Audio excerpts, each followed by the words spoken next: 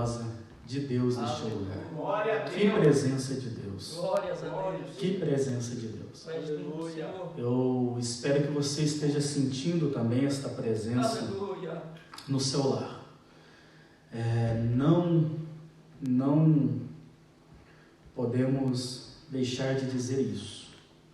Há de fato um propósito estabelecido de Deus para tudo isso. Porque a adoração ela tem sido de uma forma mais entrega, né? De uma forma mais, uma entrega total, melhor dizendo. A adoração tem sido de fato uma total entrega do seu povo, um sacrifício, né? Um sacrifício total.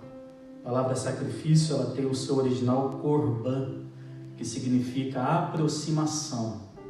Então, todos aqueles que estão se aproximando do seu Criador, estão se sacrificando, né, para Ele. Então, que você seja um sacrifício vivo, santo e agradável a Deus, tá bom? Eu tenho certeza que Deus vai falar com o seu coração. Se você encontrou o texto, você vai ler comigo.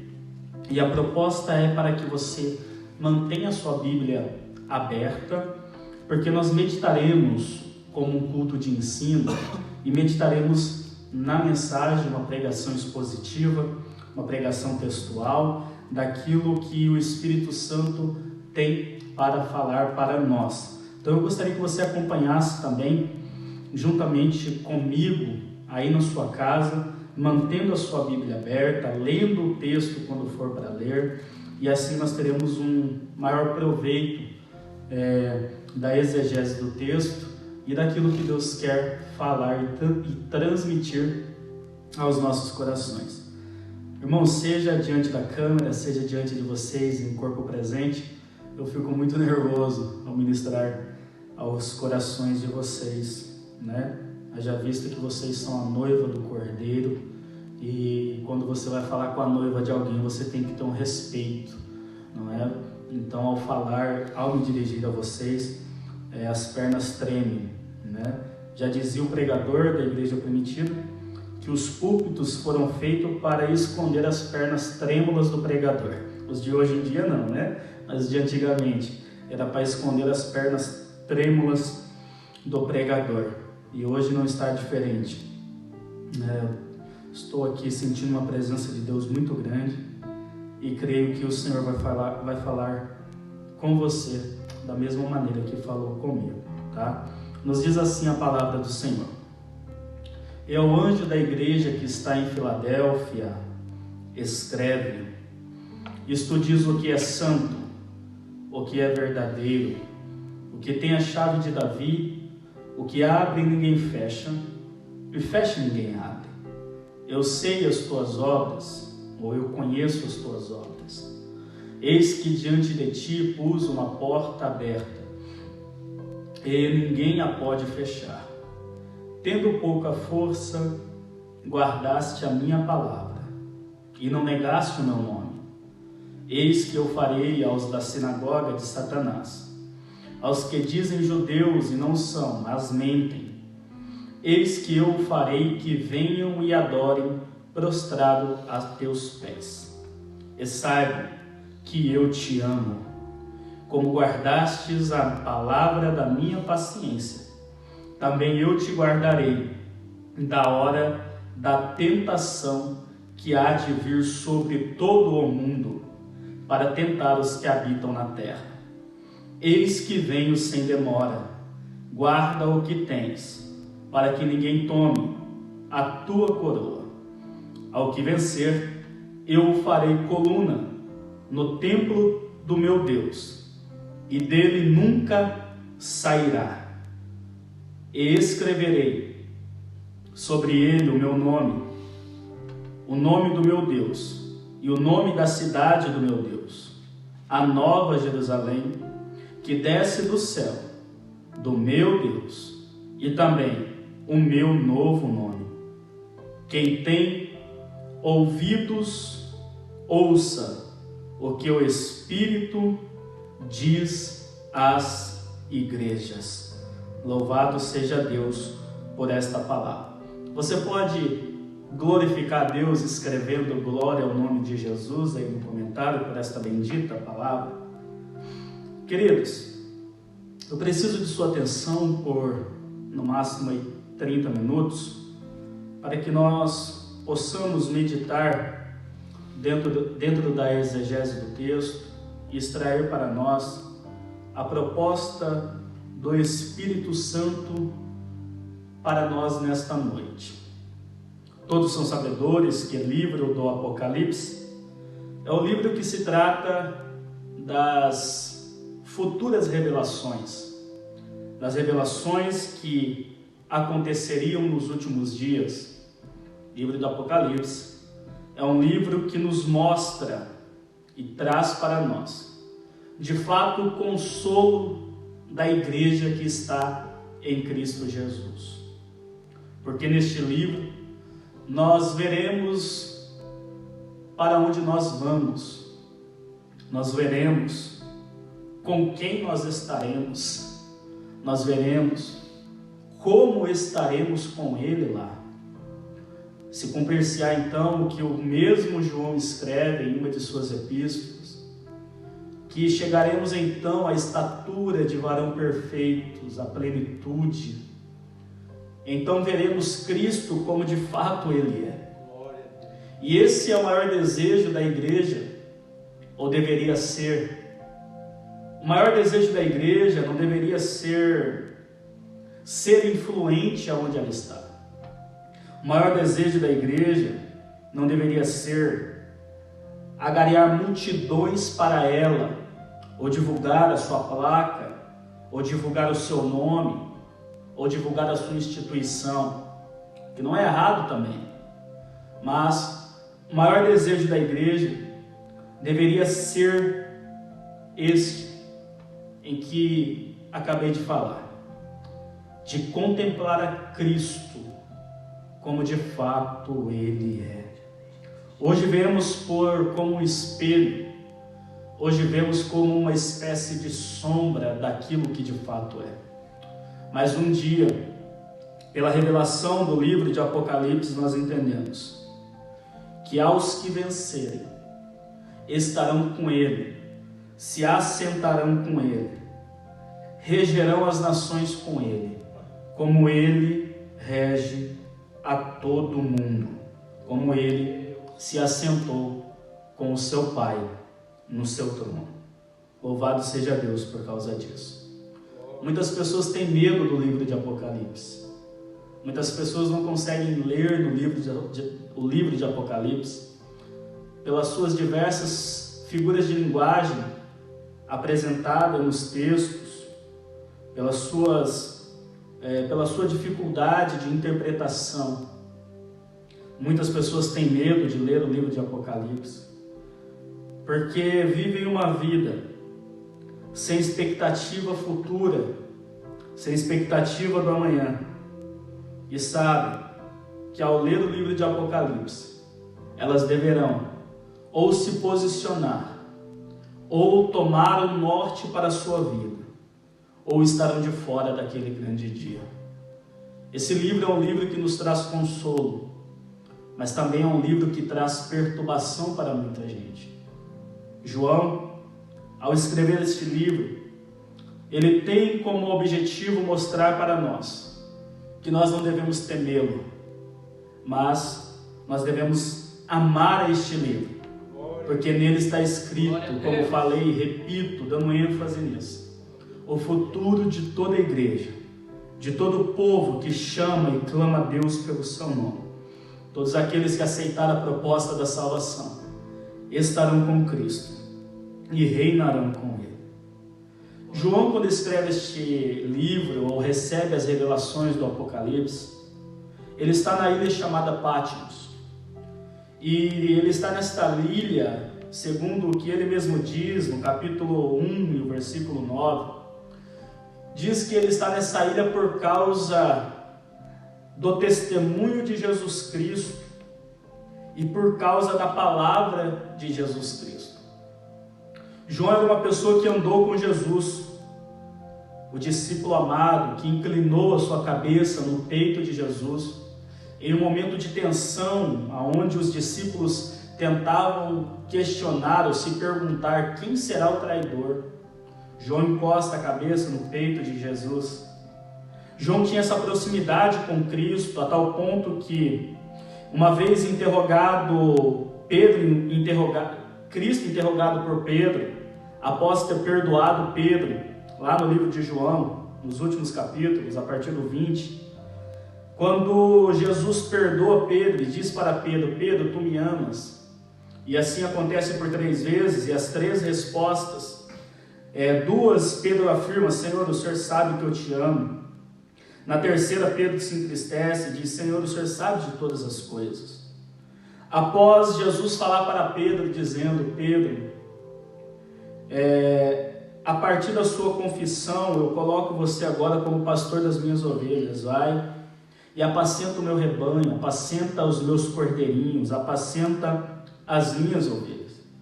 Diz a palavra do Senhor que versículos posteriores, a palavra de Deus vai relatar que Pedro olha para o discípulo a quem Jesus amava.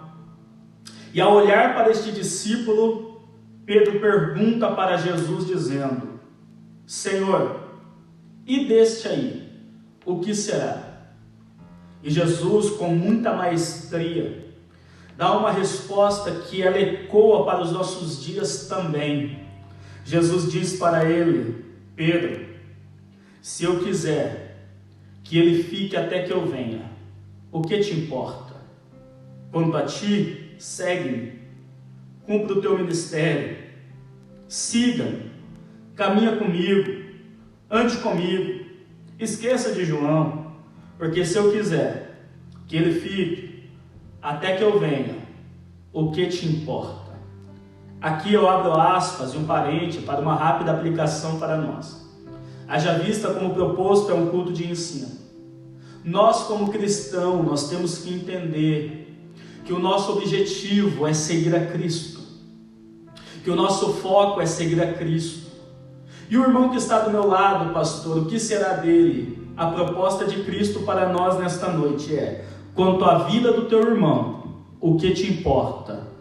A ti, designado foi apenas me seguir. E louvado seja Deus por causa disso.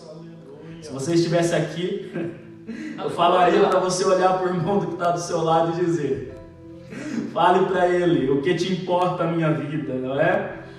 Eu sei que você está com saudade disso, por isso que eu brinquei aqui.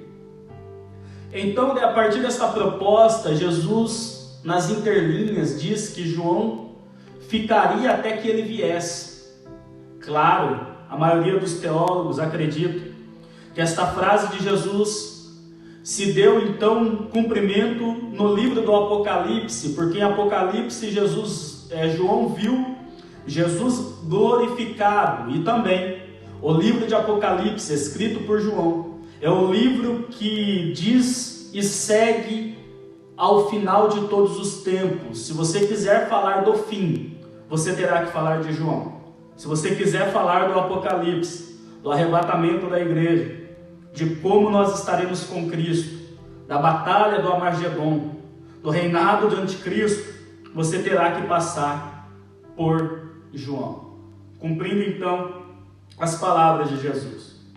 Só que João, por causa deste testemunho e desta fidelidade, ele fica preso na ilha de Patmos. Tentam matar João e não conseguem. Já mataram todos os apóstolos, só resta João vivo. Não conseguindo matá-lo, eles isolam João na ilha chamada Patmos. Ali, sem a proximidade dos parentes, ali sem a proximidade dos amigos, ali sem o relacionamento com outras pessoas, isolado, somente o sol. Quando as portas estão todas fechadas e ele não tem mais como sair, porque Patmos, você vai observar dentro da geografia, que ela é cercada por águas, ela é cercada por mar. Por isso, quando Jesus se manifesta dizendo para João, ele diz: ei João, o novo céu e a nova terra que eu te mostro, ela não terá nenhum mar. O mar não será existente lá. porque quando João olhava para o mar, isso o apavorava, porque aquilo o impedia de sair do local onde ele estava preso na ilha de Patmos. Mas perceba um detalhe, diz a palavra de Deus, que quando ele estava preso nesta ilha, sem expectativa do amanhã, sem nenhum relacionamento visível para ele se relacionar, nenhuma pessoa, nenhum amigo, nenhum familiar, quando as portas aqui embaixo estavam fechadas, diz a palavra de Deus, que uma porta se abre no céu, louvado seja o nome de Jesus, e Cristo se manifesta dizendo para João: ei João, está difícil aí embaixo, eu sei que as coisas estão complicadas para você aí embaixo, mas se tu está sofrendo isso por causa da minha palavra, eu te mostro uma coisinha: sobe aqui para o meu trono, sobe aqui no local onde eu estou, vai aqui comigo no céu, que eu te mostrarei as coisas que estão por vir. O que Jesus estava mostrando para João, ou querendo mostrar para nós, em uma aplicação para nossas vidas? Ainda que as coisas aqui embaixo estejam difíceis, estejam com as portas fechadas, ainda que as coisas aqui embaixo estejam nos amedrontando, o céu ainda mantém as suas portas abertas, e o trono do Deus Todo-Poderoso não se abala, mas permanece inabalável para todos sempre. Louvado seja o nome de Jesus.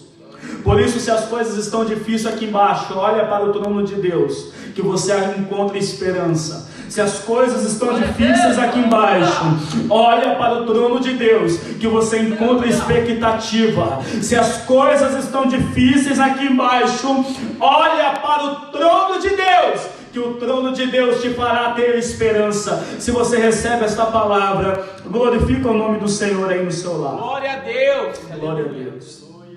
Então, quando ele olha para ver quem falava com ele, diz a palavra do Senhor, que ele olha, e ele vê então um que se movia em meio aos 7 castiçais. E esse que se movia, que se andava, ele tinha um vestido longo, uma veste comprida, que ia até os seus pés. Perceba, o Jesus da cruz teve as suas vestes rasgadas, mas o Jesus glorificado, o seu vestido, aleluia, está intacto, porque chega até os seus pés. Diz a palavra do Senhor, que ele vê que aquele que falava com ele estava cingido pelo peito com um cinto de ouro, a sua cabeça e cabelos, e a sua cabeça e cabelos eram brancos como a lã, e os olhos como chamas de fogo. Os seus pés já não estão transpassados pelas estacas na cruz, mas os seus pés são como um latão reluzente, como se tivesse sido refinado numa fornalha. E a voz daquele que falava não era mais uma voz prestes à angústia, uma voz de uma pessoa que está se entregando por outro por causa do pecado, está sentindo o martírio do pecado, se fazendo maldição por nós, mas a sua voz era como o som de muitas águas. Louvado seja o nome de Jesus. Aleluia. E quando ele olha, então, diz a palavra do Senhor, que ele tenta cair como morto. Ele diz que eu então caí como morto, ou tenta cair, ele cai como morto, e aquele que vem toca nele e diz: levanta, sou eu estive morto, mas agora eu estou vivo, eu sou o alfa e o ômega, eu sou o início e o fim. Então, quando Jesus conversa com ele, em uma visão ali dada, uma revelação dada pelo anjo que aparece para João na ilha de Patmos, Jesus vai mostrar para João as coisas que aconteceriam. E Jesus diz para João que ele escrevesse algumas cartas direcionadas para algumas igrejas, as 7 igrejas da Ásia. Jesus então diz para João para que ele escrevesse, e perceba um detalhe, ele escreve para Éfeso, ele escreve para Esmirna, ele escreve para Pérgamo, ele escreve para Tiatira, ele escreve para Sardes, ele escreve para Filadélfia e também escreve para Laodiceia. Um detalhe em comum a todas estas igrejas é uma frase, e esta frase vai aparecer em todo o contexto de toda a igreja a qual Jesus está se dirigindo. A frase que Jesus usa é a seguinte: conheço as tuas obras. O que Jesus está propondo neste texto? Jesus está propondo para nós que Ele não é um Jesus inerte, Ele não é um Jesus parado, Ele não é um Jesus que não trabalha, que não se move. O objetivo de Cristo, ao fundar e iniciar a sua igreja, pagando e se entregando com a sua própria vida, era que a igreja fosse uma igreja que trabalhasse, uma igreja que estivesse em movimento, uma igreja que estivesse em progresso, uma igreja que estivesse a todo momento trabalhando, assim como Ele trabalha. Diz a palavra do Senhor: o meu Pai trabalha até agora e eu também estou trabalhando. Olha o que Jesus diz: eu conheço as tuas obras.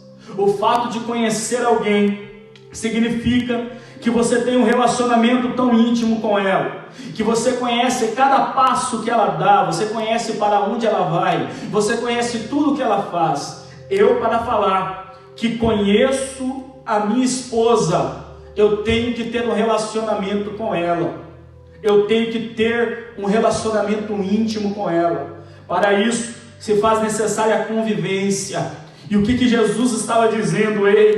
A igreja continua sendo minha, e por ser minha, eu me relaciono com ela. Ao se relacionar com ela, eu conheço todas as suas obras. Louvado seja Deus.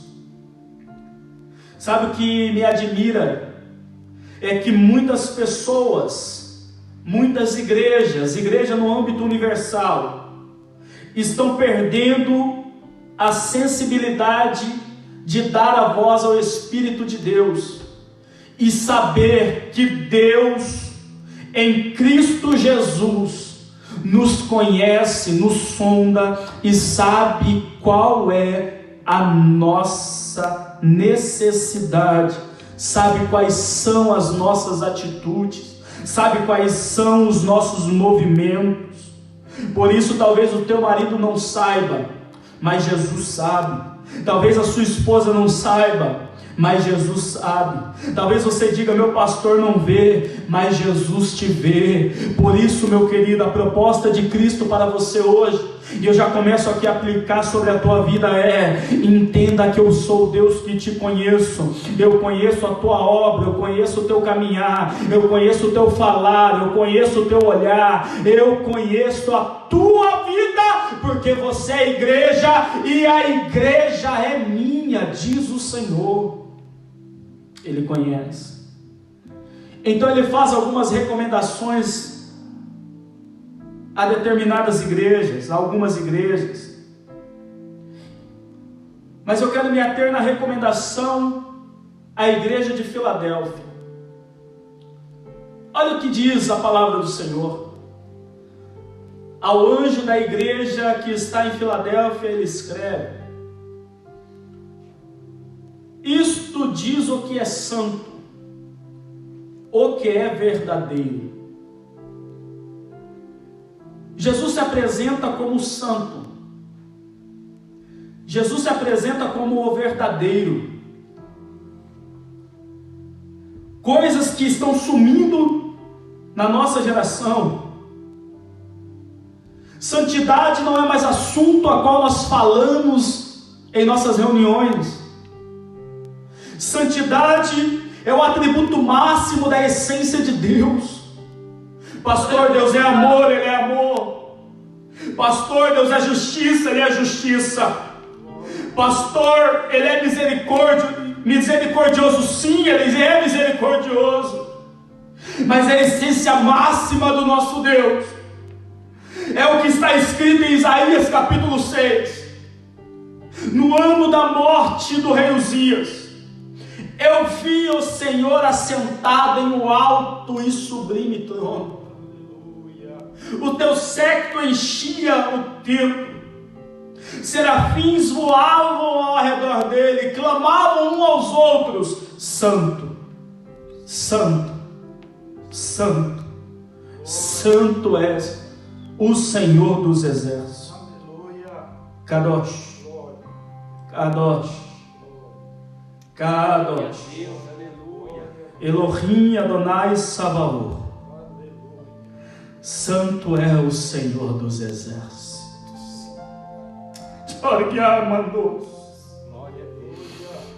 Sinto meu corpo arrepiar, porque a proposta de Deus para a humanidade em meio a todo este caos é: voltem a dar ouvidos à sensibilidade do Espírito, voltem a se santificar, voltem a caminhar em verdade, porque sou santo, sou verdadeiro, sou verdade, mas também sou santo. As duas coisas se completam dentro de Cristo Jesus.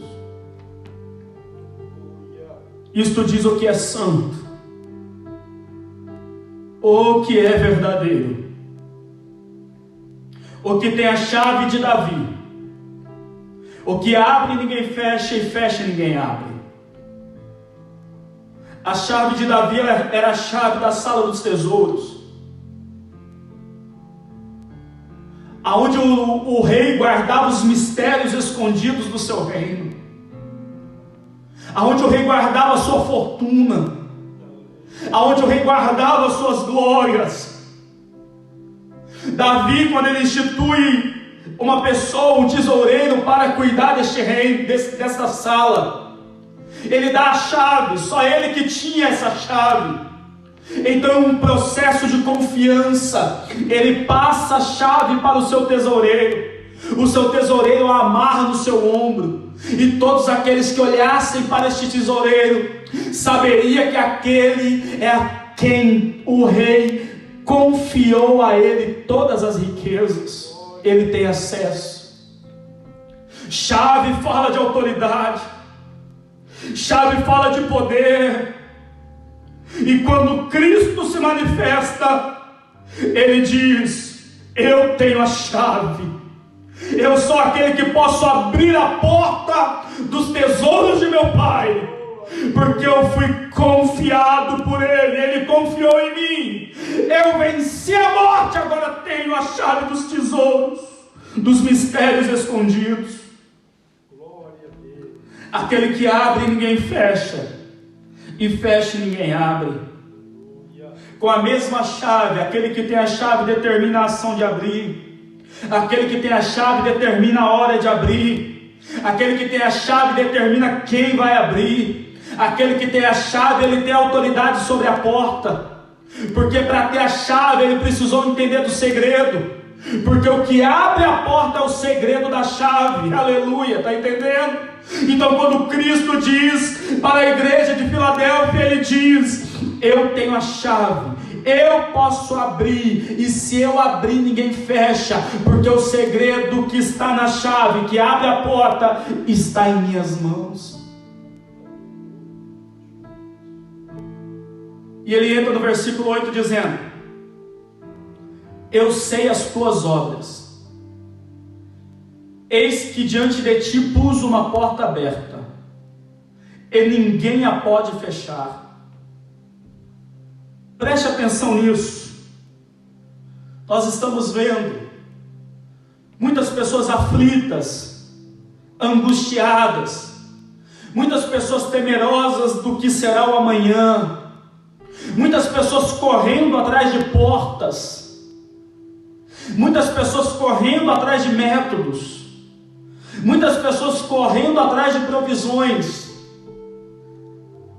muitas pessoas que não conseguem ler a Bíblia, mas correm atrás de revelamento na internet, muitas pessoas que não conseguem orar, mas buscam oração alheia. Sabe o que Cristo está dizendo? Se você faz parte da igreja, se você entende que eu sou o teu Senhor, se você entende que eu sou o seu dono, você não precisa correr desesperado atrás de portas. Por quê? Porque diante de ti eu ponho a porta. Não é você que corre, é a porta que vem.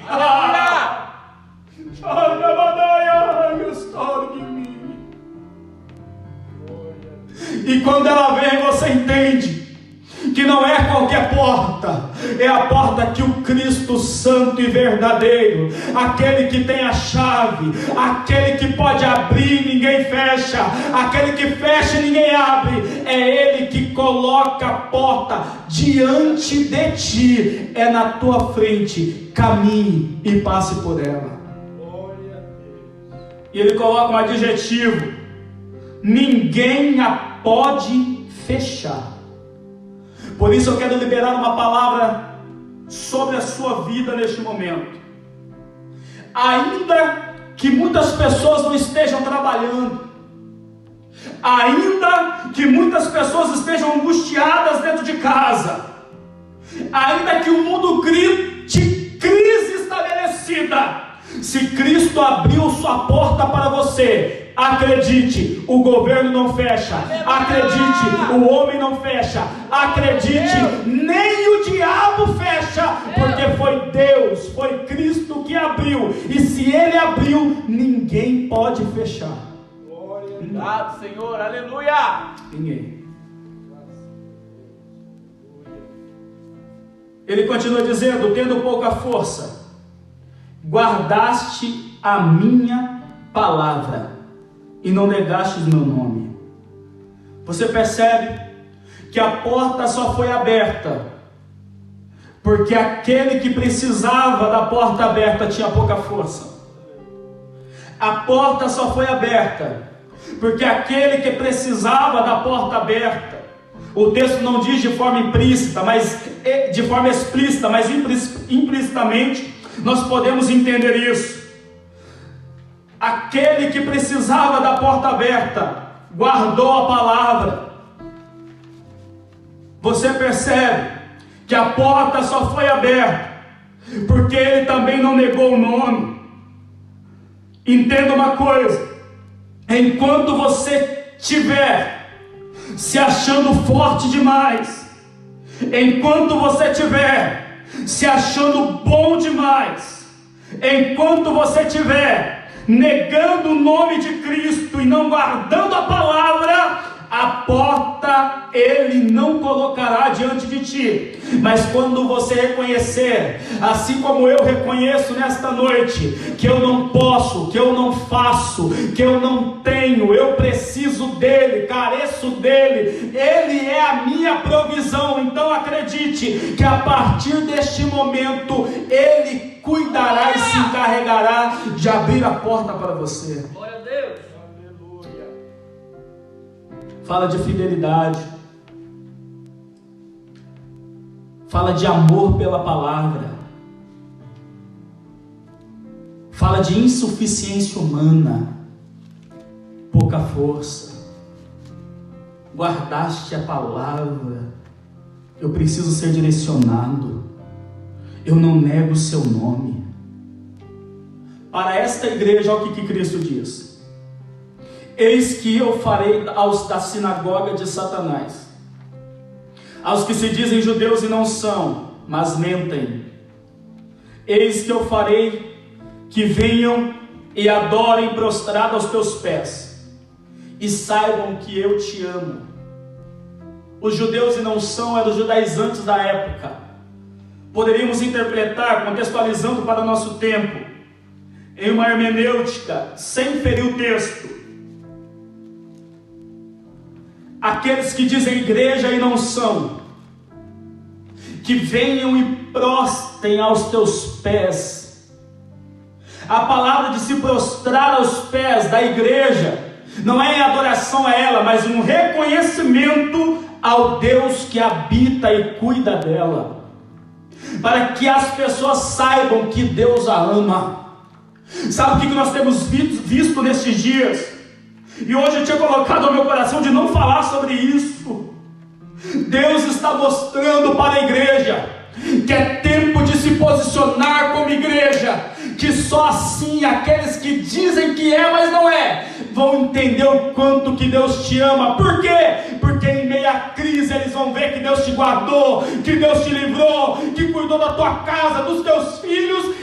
Chora que me flaste, porque Ele te ama. Ele te ama.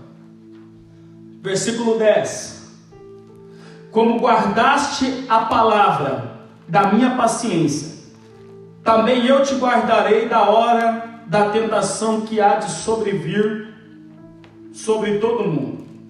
Perceba um detalhe no versículo 10: como guardaste, eu também te guardarei. Como você fizer, eu também farei. O que Jesus está dizendo? Se você guardar a palavra, eu te guardo na provação. Se você esquecer da palavra, eu te esqueço na provação. Se você amar a palavra, eu te amarei na provação. Na provação, da forma que você tratar a minha palavra, eu te tratarei no dia da provação.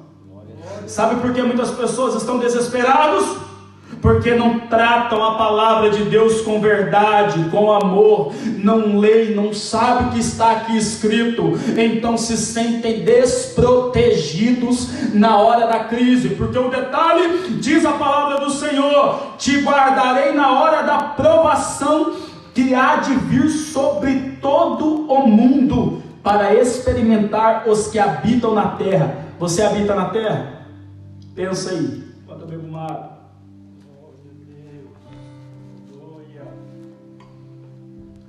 Você está no mundo? Pensa aí. Vou terminar, vou concluir.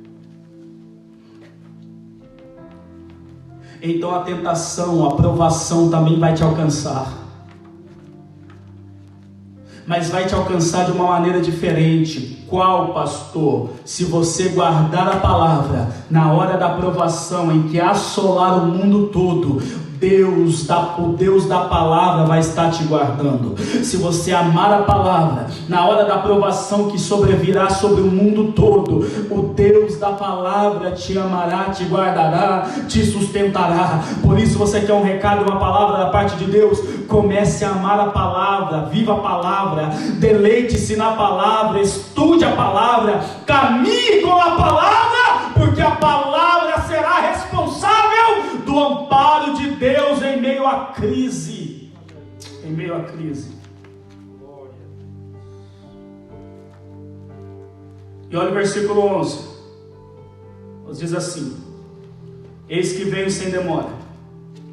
Guarda o que tens, para que ninguém tome a tua coroa. Versículo 12. Ao que vencer, preste atenção, eu quero concluir neste texto aqui. Ao que vencer, eu farei coluna no templo do meu Deus, e dele nunca sairá, e escreverei sobre ele o nome do meu Deus, e o nome da cidade do meu Deus, a nova Jerusalém, que desce do céu do meu Deus, e também o meu novo nome. Quem tem ouvidos, ouça o que o Espírito diz às igrejas. Ao que vencer, te farei coluna no templo do meu Deus. O porquê que Cristo diz isso para João? Porque a cidade de Filadélfia era uma cidade que era assolada por terremotos, era uma cidade que era assolada por tremores de terra. Então muitas casas tinham suas paredes fendidas por rachaduras, muitas casas muitas vezes desabavam, o que obrigava os irmãos a saírem da sua terra, a saírem da cidade, a saírem do templo, a saírem da igreja e ir habitar em tendas fora da cidade. Aí Cristo está dizendo para eles: se você guardar a minha palavra, se você entender que eu estou vindo e venho sem demora, e se você vencer o que? A tentação que abala o mundo, a provação que abala o mundo, eu te farei coluna do meu templo. O que é a coluna? Aquilo que dá sustentabilidade para o edifício. O que é a coluna? Aquilo que suporta o edifício. O que é a coluna? Aquilo que mantém o edifício em pé. Se vier um terremoto, as colunas são desestabilizadas e ela pode implodir, ela pode demolir, ela pode desabar. O que Deus está dizendo para a sua igreja? Se vocês suportarem a provação que está abalando o mundo, se vocês forem fiéis aí na terra, da forma que está acontecendo, está abalando todo mundo, se vocês se manterem fiéis à minha palavra, chegará um momento que vocês não serão mais atacados por terremoto, vocês não serão mais atacados por instabilidade, vocês não serão mais atacados por angústia. Por quê? Porque agora vocês serão uma coluna, mas não é uma coluna na terra, é uma coluna no templo do meu Deus, é uma coluna que não se abala, mas permanece para sempre. E você não precisará mais ficar desesperado, correndo de um lado para o outro, mas é o que diz a palavra de Deus no versículo 12: e dele você nunca mais sairá, e ele escreverá o nome do seu Deus em ti, ele escreverá o nome da cidade do seu Deus em ti, e ele escreverá o novo nome que ele tem em ti. Então nós estaremos com ele para todo sempre. Louvado seja Deus por esta palavra. Sabe o que Cristo está dizendo para nós? O momento talvez é de angústia, o momento talvez é de desespero. Terremoto tem a tendência de nos desestabilizar, de tirar o nosso chão, de mexer com a estrutura onde nós estamos. Mas Deus está dizendo para nós: ainda que as coisas aqui embaixo estejam difíceis, permaneça fiel à palavra daquele que te chamou, permaneça fiel em fidelidade a Deus, porque haverá um dia que nós estaremos com Ele e seremos coluna do seu templo e não sairemos de lá jamais, jamais. Deus seja louvado, Deus seja louvado, Deus seja engrandecido por esta palavra. Ao que vencer, vencer o que, pastor? O medo. Vencer o que, pastor? A angústia, a instabilidade. Ao que vencer o que, pastor? As crises. Vencer o que, pastor? As preocupações que tem nos assolado neste momento de angústia. Se você vencer e permanecer fiel a Deus e a sua palavra, Ele fará de ti coluna do santuário, coluna do templo, e você nunca mais sairá de lá. Glória a Deus. Eu quero orar por você, quero orar por sua vida, que você possa ter entendido a proposta de Deus para você nesta noite. Ele vem sem demora, Ele vem para nos buscar. Espírito Santo de Deus, tudo que tem acontecido no mundo tem acontecido para haver um despertamento. Como o presbítero Rodrigo, nosso pastor auxiliar, colocou aqui, que líderes estão movendo a nação para jejuar, líderes estão movendo as suas igrejas para orar e buscar a Deus. Hoje no Brasil foi um momento de jejum nacional, proposto pelo nosso então presidente. Aqui na França nós vimos igrejas com irmãs nossas, pastores fazendo 14 dias de oração, 24 horas de oração, de jejum. Nós aqui fizemos 3 dias de jejum e oração, além dos jejuns pessoais que muitas pessoas estão fazendo. O que é isso, pastor? É a igreja permanecendo firme, é a igreja permanecendo inabalável, e tem mais, é a igreja quebrando os muros que nos separam, que nos dividem, e trazendo uma união. Eu quero liberar uma palavra profética sobre a vida da igreja do século 21. A partir do momento que acabar esta crise, o mundo terá que ver aquilo e a autoridade que está sobre a vida da igreja, porque há uma união, há um momento de busca, há um momento de intensividade na adoração. Estamos deixando aquilo que nos atrapalha de lado, estamos caminhando num só propósito. Então o mundo terá que se curvar e ver o poder que a igreja tem nas mãos.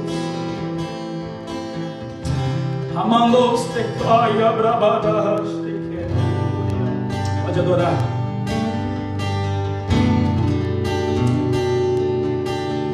Permaneça firme, mesmo sendo. Permaneça firme. Com tudo. Permaneça firme. Em mim confessarei. Se você ficar firme aqui, Deus te colocará firme lá. Se você não se abalar aqui, Deus colocará você inabalável lá.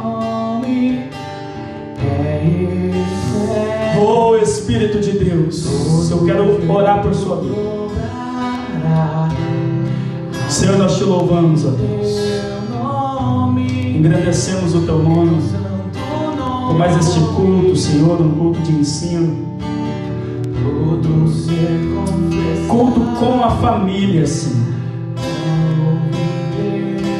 Senhor, é bem verdade, Senhor, que muitas coisas acontecem aqui para nos desestabilizar, para deixar nós em uma instabilidade, Senhor, em momentos de angústias, crises, ó Pai, preocupações. Mas hoje, através da sua palavra, nós entendemos, Senhor, que se guardarmos a sua palavra, estamos guardados por Ti. Que se guardar e amar a Tua palavra, estamos guardados e amparados por Ti. Que ainda que o mundo vire de ponta cabeça, os nossos pés estão firmes, firmados na rocha. Não nos abalaremos, ó Pai, e venceremos, porque o Senhor vem sem demora, o Senhor vem buscar a sua igreja. Senhor, eu quero abençoar cada irmão, Senhor, que está no seu lar agora, que participou deste culto conosco, Senhor, que ouviu a sua palavra, que estudou este texto conosco, ó Pai. Que haja, Senhor, um despertamento sobre a vida dele, e que ele medite nesta palavra de dia e de noite, Senhor. Que a crise não vença esta família, Pai. Que a crise não mate esse chamado, Senhor. Que a crise, Senhor, não faça com que este irmão entre em desespero, Pai. Tudo coopera para o bem, tudo coopera para o bem. Oh, Espírito de Deus, em nome de Jesus, Senhor, em nome de Jesus, eu abençoo cada irmão, para a glória do Teu nome, Pai. Amém.